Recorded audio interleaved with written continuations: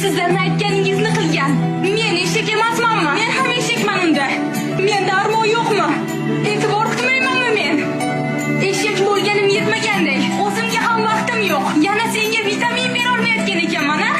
Ko'rinishim yoqmaydi, figuram yoqmaydi, ustimdan ovqat sasiydi. Men senga turmushga chiqishimdan oldin bunday emasdim. Meni bu ahvolga solgan sensan. Sen, tushundingmi? Sen aqling joyidami? Meni nima aybim bor? Men nima qildim? O'zingga bir qara. Na bo'yanishni, na yasanchilik qilishni bilasan. Men uyga kirganda ko'zi olarib turgan taftayni emas, chiroyli ayolni ko'rgim keladi. Qachon? Seni kiringni yuvib yurib bo'yanamanmi? Yo bolalaringni orqasidan yugurib yuribmi? Yoki oshxonada yurib kiyinamanmi? Uyni ishlari tugamaydi, maqsad.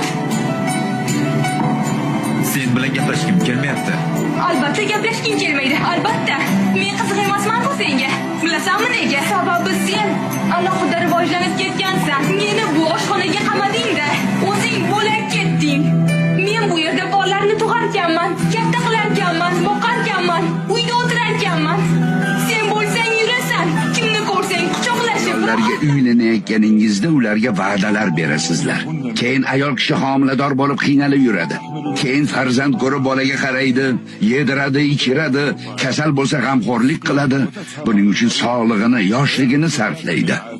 Keyin ayolni yoshi katta bo'lgach, eri undan yuz o'girishi adolatdanmi?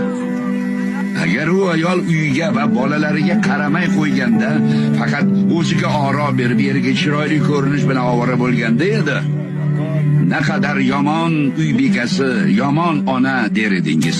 Ayol nima qilsin? Mas'uliyat qayerda? Ayollaringiz borasida Allohdan qo'rqinglar.